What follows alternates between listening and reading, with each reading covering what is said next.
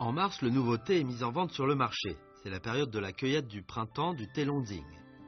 On dit que cette année, le thé Longding, cueilli avant le jour de Qingming, était vendu aux enchères 32 000 yuan le demi-kilo, alors que le prix du même thé cueilli après le jour de Qingming baisse de jour en jour.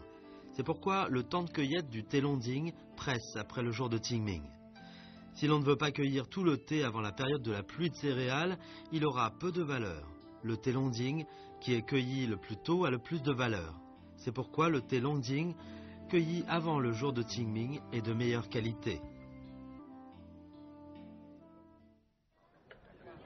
On dit que si le thé Longding est demandé, c'est qu'il est apprécié par l'empereur Tianlong des Qing. Celui-ci était friand de thé. Dans sa vieillesse, lorsqu'il voulait céder le trône à son fils, prince héritier, un vieux fonctionnaire lui a proposé d'abandonner cette idée, disant « L'État ne peut pas exister sans le souverain même un seul jour ». L'empereur Tianlong lui a répondu « Le souverain ne veut pas manquer de thé même un seul jour ». C'était lors de son inspection au sud du Yangtze que cet empereur a assisté à la cueillette du thé Longding.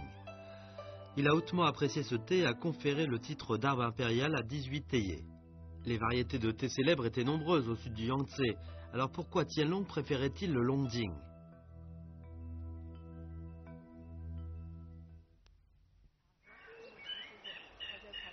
Après le jour de Qingming de chaque année, beaucoup de gens qui recherchent du thé viennent au village de Longding.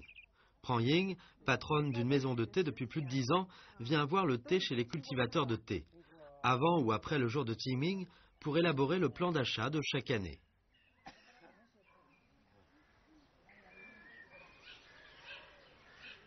徐师傅，您这个茶叶要分什么次序吗？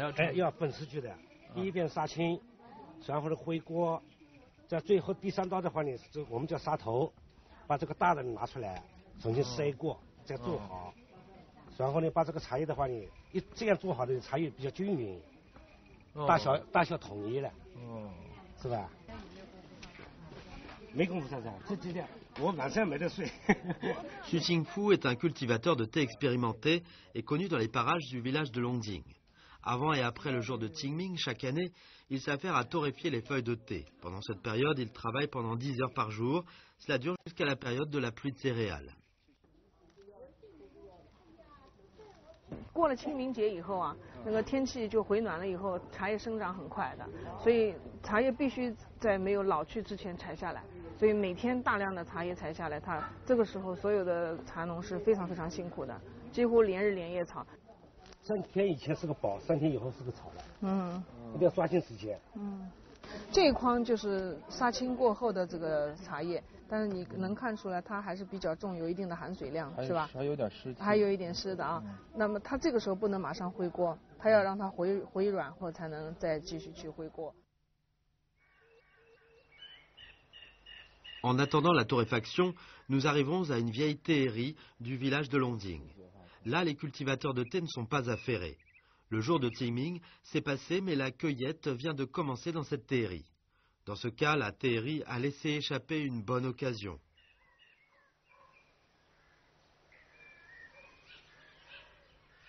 那照道理说呢，就说过了清明节都觉得是不好的茶。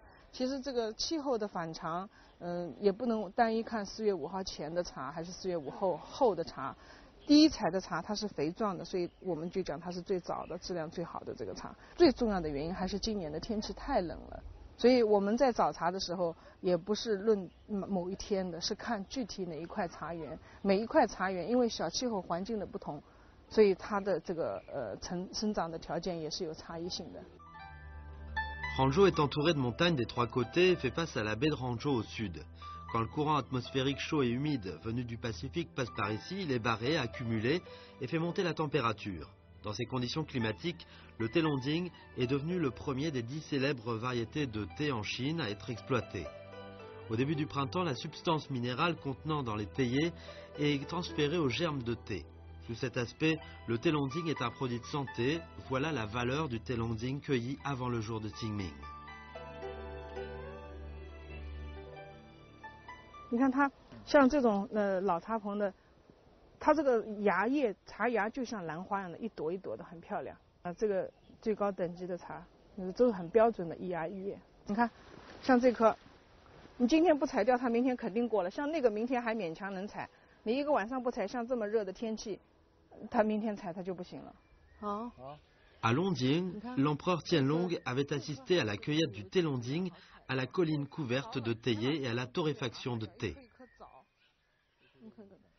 乾隆皇帝六下江南，其中4次来到了龙井茶区，曾经为龙井的八景做过30多首这个诗，其中有一部分是跟茶有关的茶诗，其中有一首就讲到了，火前嫩，火后老，唯有起火品最好。也就是说，在寒食节、清明节前后所产的茶品质是最好的。Après notre descente de la colline de Théiers, nous revenons dans l'après-midi chez Sutingfu. Les feuilles de thé après le châting passent maintenant à l'étape du huiguo. 他现在是其实在把它收形了。其实以前我们讲，一般如果要挥锅的人一定是高手。我们在生产队里的时候啊，先从杀青开始学，但是只有老师傅、老手、高手、熟练的人才能去挥锅呢。你现在家里有几个人会这门手艺啊？清锅的话呢，我太太跟我女儿都会。我2个女婿都不行，都不会。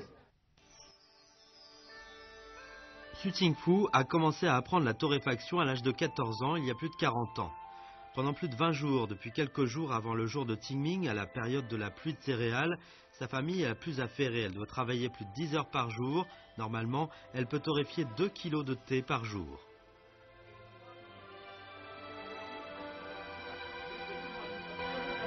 看着是吧？像我们炒茶叶在锅里不能停的。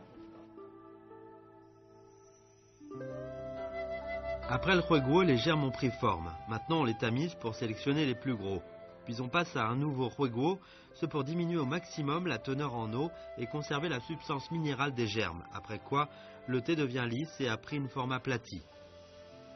Le thé torréfié par Sutingfu est bien accueilli par les clients, parce que son goût est approuvé par eux.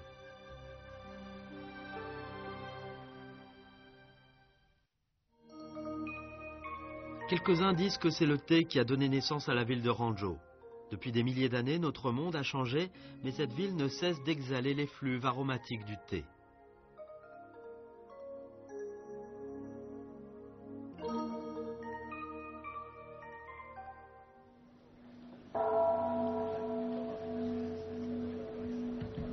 Le thé de Hangzhou a été inscrit pour la première fois dans le traité de thé, écrit par Lu Yu, expert en thé. Sous la dynastie des Tang, les parages des temples Tianzhu et Lingyin étaient la principale région productrice de thé de Hangzhou. À l'époque, les moines des 2 temples ont mis en exploitation les champs de théiers. Ils cultivaient du thé, le torréfiaient et l'infusaient à leur propre usage ou pour recevoir des donateurs. Alors le thé Longding devenait un thé des moines et restait encore inconnu des gens. Mais à cette époque-là, boire du thé était en vogue chez les aristocrates des Tang.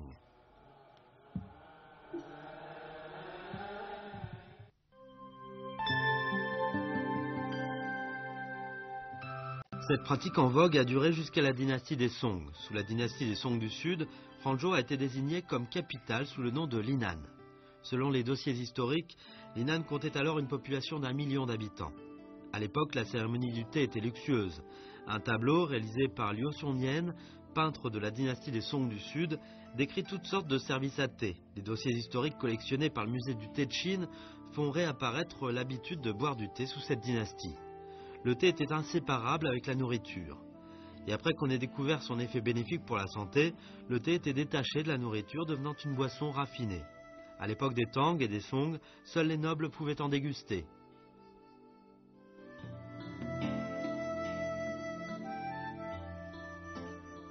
其实这个呢是一种在宫廷里边，他们这个玩茶，把茶作为一种高级的一种这个游艺一样的一种活动来做的。那么到了明代，就是由于朱元璋提出废除团饼茶，这个贡茶呢全部用就是我们现在这种散茶这种形式作为贡茶。 Ce fut sous les Ming que l'habitude luxueuse de boire du thé a été réprimée après que Zhu Yuanzhang eut mené une lutte contre la corruption. Depuis, les façons de traiter le thé et de boire le thé ont connu un grand changement. C'est pourquoi les couches sociales qui buvaient du thé ont commencé à s'élargir. 那么明代还有一个很特殊的现象，就是特别到了晚明时期，这个很多文人，因为他在政治上、科举考试啊，这政治上的出路已经断绝了，所以他们很多的，但是心里有点抱负，不能施展。那么他们后来就是把自己的这一方面的聪明才智啊，都放到生活艺术上。 Le bois brûlé, le riz, l'huile, le sel, la sauce de soja et le thé, voilà les nécessités de la vie. Et le thé devenait populaire sous la dynastie des Ming. La façon de préparer et de boire du thé Longding en peu de temps a été largement acceptée par la population et est devenue à la mode. Sous la dynastie des Qing, c'était l'empereur Qianlong, le pivot de la propagation du thé Longding dans la société, parce qu'il était lui-même friand de cette boisson. C'est l'inscription d'une stèle déterrée de la vieille théerie Longding. D'après le poème gravé sur la stèle, on peut savoir qu'ici, l'empereur Qianlong avait bu du thé Longding et composé un poème, et qu'il a signé le poème avec la date et une dédicace et a posé son sceau.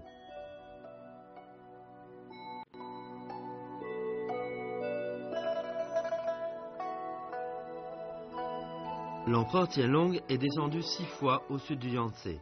Entre autres, il a été 4 fois à Longding, où il a bu du thé et composé des poèmes. Son geste a sans doute comblé d'honneur le thé Longding.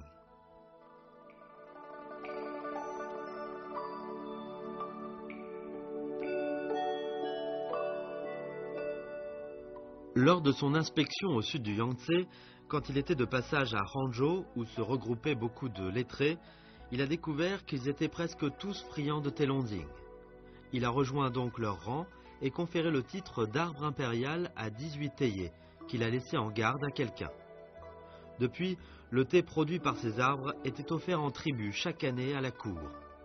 Son attachement au thé Longding a accru la réputation de ce thé. Mais pourquoi l'empereur Qianlong l'aimait-il tellement ?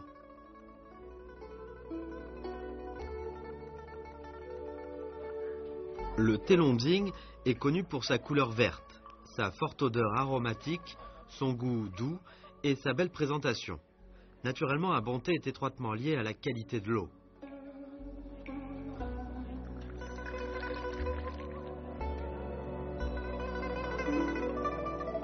Longding du lac de l'Ouest est une région productrice. Il est à la fois le nom de lieu et le nom de source. Du fait que cette source était intarissable malgré la grande sécheresse, les anciens croyaient qu'elle communiquait avec la mer grâce à l'existence des dragons, d'où son nom Longding, puits des dragons. Dans le passé, l'eau de la source Longding, l'une des 4 célèbres sources de Hangzhou, était limpide et douce. Lorsque l'empereur est venu à Hangzhou, il n'a pas taré d'éloges sur la source Longding.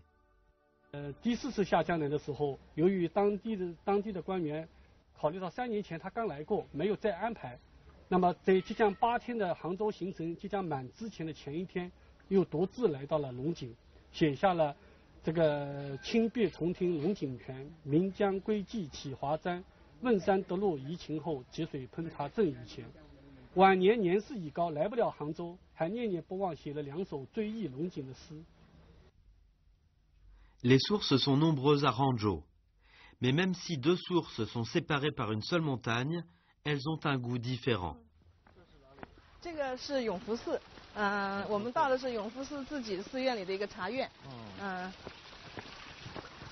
这个我们杭州的这个当地的水很甜，很甘甜，可以直接喝，所以这个茶院也直接用这个水。明行师傅来了，这是永福寺的大知客明行法师。泡龙井一般都用这个水。对对，尤其是这个季节，当时饮用的话呢，它的水汽比较重，可以遮挡茶的鲜味。所以说，一般的情况下，我们可以把它存放1个晚上，第2天再让大家来用。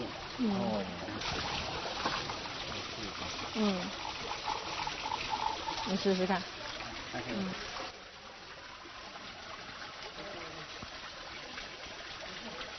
甜吗？很甘甜的啊。那这个水太鲜甜了，所以师傅说，如果直接饮用，它当然非常的好，但是如果要泡茶的话，怕这个水太甜了，以至于盖过茶味了，所以他就说，师傅通常会存放1个晚上，让这个水更柔和一点，它别盖过了茶了，别抢了茶的风头了，第2天再拿来泡水。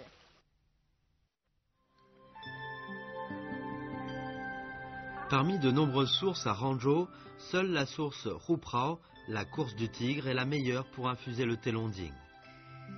Le thé Longding et l'eau de la source Rupa sont 2 choses extraordinaires du lac de l'Ouest. Depuis la dynastie des Qing, la source Ruprao est considérée comme la 3e source sous le ciel. Ce titre a été conféré par l'empereur Tianlong.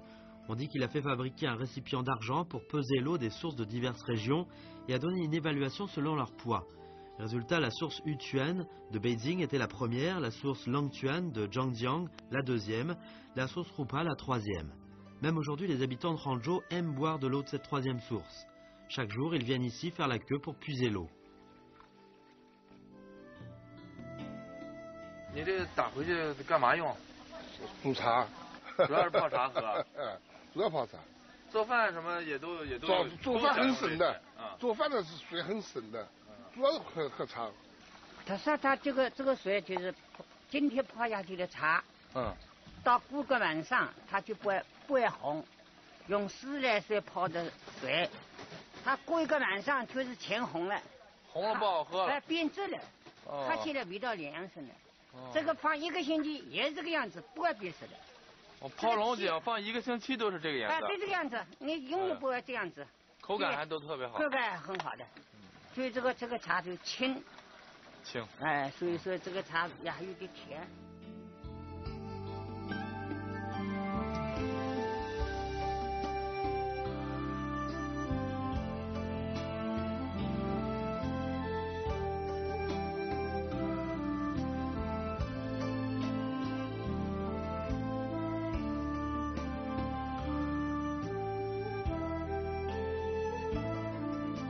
Le thé Longding du lac de l'Ouest et la source Ruprao constituent un assortiment parfait, d'où son goût original. 有了这个好的龙井，看就是我们应该怎么来泡这个龙井，能够把这个好味道给泡出来。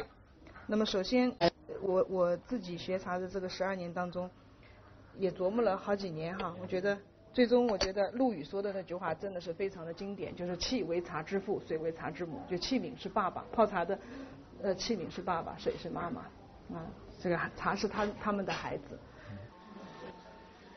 Le soir, la dégustation du thé commence. Des amis s'asseyent autour d'une théière remplie de thé. La dégustation du thé demande du savoir et du temps.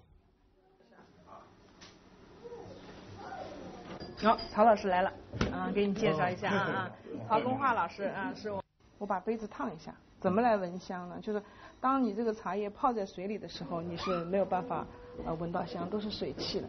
然后这个杯子被我烫热了，然后把这个茶我们投一点在这个被烫热的杯底的时候，你拿着这个杯子，这个时候你可以闻到这个茶香。这样可以闻了？看就可以闻，你闻闻看，香吗？如果你不专心自制的话，你以为没有香味？对，它这个香是很柔和的。很柔和。对，就你全神贯注的时候，你才能够体验它。你一走神，它就过去了。Le récipient pour infuser du thé Longding doit être une tasse de porcelaine peu profonde, sinon la température qui ne peut pas baisser rapidement dissoudra les substances intérieures du thé, en le rendant amer. La tasse basse peut baisser rapidement la température lors de la volatilisation de l'arôme du thé. 现在尘埃落定，茶叶沉下去，然后你们再去来体验一个这个茶的滋味，它在这个山泉水里面怎么把它的香甜化出来。急不可耐。急不可耐，有一点烫。没。一般我们这样。不，这个你要有耐心的，你不能急你急了就错了。对。叫过犹不及。当心烫，非常烫，非常烫啊。那么你在喝的时候应该是没有任何感觉，喝下去的时候是淡然。后面他还有一句叫看似无味。你不能一下子吃下去，哎呀，这个茶太香了，你肯定是外行，或者这个茶不对。就是你喝下去的时候非常淡，看上去好像没有什么味道。那明前茶跟明后茶什么区别？因为有那个大地回暖之后，它的嫩芽爆出来了。从去年的秋冬到今年的春，它所有的内含物经过那么漫长的生长期，它里面是非常丰富的，也是最鲜嫩的。所以龙井是采嫩芽，龙井树我们讲究这个顶端优势。那么随着时间的推移，气温越来越高，它的茶叶的生长很快。你前面的一茬采掉了，它短短的几天内就长出来了。那你想它生长期那么短，它的内含物肯定不如我们那个生长期长的里面的更层次更多更丰富。那么其实，但是现在为什么说龙井茶配虎跑水？那么实际上是它是一个文人茶，它因为茶是文人茶，那么水的搭配肯定要是一个文人搭配。现在我们说虎跑水最好是配龙井茶，这绝配。实际上是我们崇尚一种文化理念，那么崇尚一种就是流传下来的一种文脉。La tradition culturelle du thé Longjing du lac de l'Ouest réside en ceci. Les lettrés de différentes dynasties avaient une prédilection pour le thé Longjing. Lorsque l'empereur Qianlong est descendu au sud du Yangtze, le thé Longjing était celui préféré des lettrés de cette région à l'époque très développée. Dans ces circonstances, Qianlong est descendu au sud du fleuve pour chercher un point de fusionnement de la culture Han et de la culture mandchoue. 是它作为一个满族城市，它要和汉族的文化融合起来，那它要把中国统一在它的权力之下，那么肯定是要把中国文化融合在它的政治理念当中。那么要满汉文化的融合，才是实现统治的最可靠的技术。Le cortège de l'inspection au sud du Yangtze était si gigantesque qu'il s'étendait sur une 50aine de kilomètres. À chaque endroit où il passait, l'empereur déclarait réduire les impôts afin de gagner la population. Pour se rapprocher des lettrés, Qianlong a conféré le titre de thé impérial au thé Longjing. En outre, il a visité en personne la source Ruprao.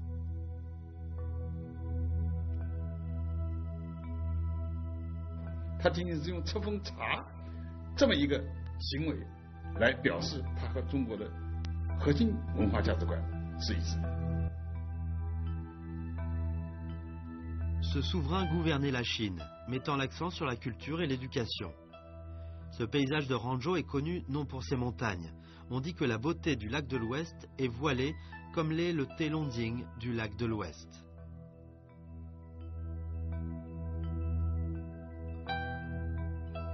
Dans le kiosque Roussine, au cœur du lac de l'Ouest, Qianlong a écrit deux mots, Chong et Er, signifiant insecte et deux.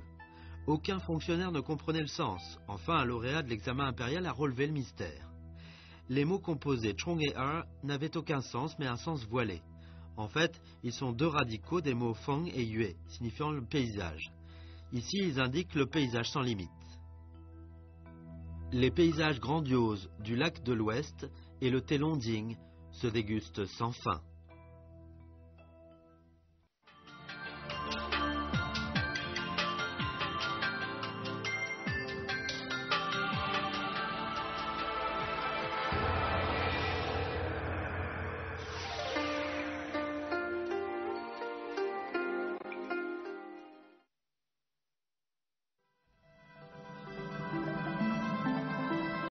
Les riches couleurs du cloisonné sont obtenues avec ces petits morceaux de couleur. Ce procédé s'appelle en argot « semer le bleu ». Au début, le bleu fut essentiellement celui du pain. Comme le savoir-faire se développa sous le règne Jingtai des Ming, il fut baptisé bleu de Jingtai. À l'époque, pour raison de la complexité du processus de fabrication, l'empereur n'offrit un cloisonné qu'à ses fonctionnaires ayant accompli de grands exploits. C'est pourquoi le cloisonné devint un objet précieux à la cour, qui a une plus grande valeur que la perle et le jade.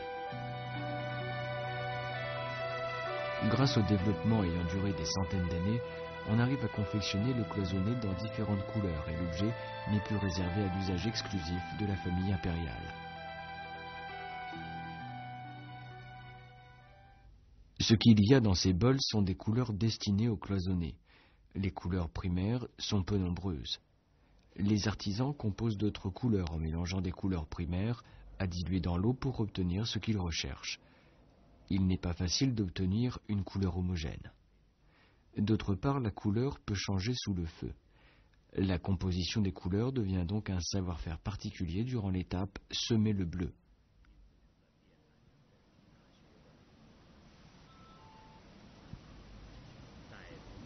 Semer la couleur dans le filigrane est une épreuve d'habileté pour l'artisan. La couleur est préparée avec l'eau. Mise sous le four chauffant, la couleur se rétrécit. Par conséquent, le remplissage et la cuisson se renouvellent à plusieurs reprises jusqu'à ce que l'objet concave soit complètement rempli, voire même qu'il déborde un peu.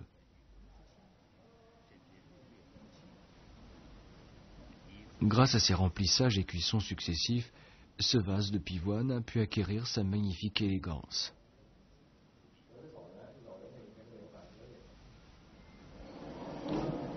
La couleur dégradée des pétales de fleurs nécessite 2 couleurs, voire plus. Le dégradé des couleurs est quelque chose d'extrêmement difficile à obtenir sur le plan technique. La magnifique couronne à 3 couleurs, le rouge, le jaune et le blanc. Les artisans sèment les couleurs du clair au foncé, puis ils augmentent progressivement la quantité d'eau dans le mélange pour diluer la couleur.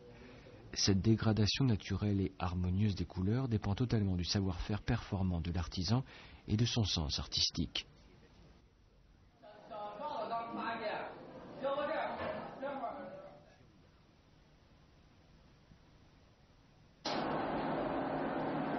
Pour les couleurs du cloisonné, le facteur cuisson du bleu est aussi déterminant. Lors de la cuisson, la maîtrise du feu est capitale. Le moindre décalage se solderait par un changement de couleur, le décollement de l'émail ou la détérioration du support de cuivre. La durée de la cuisson varie d'un cloisonné à l'autre. La norme n'est rien d'autre que l'empirisme de l'artisan. La flamme danse dans le four. Le support de cuivre émaillé se métamorphose en un objet chauffé à blanc sous le feu.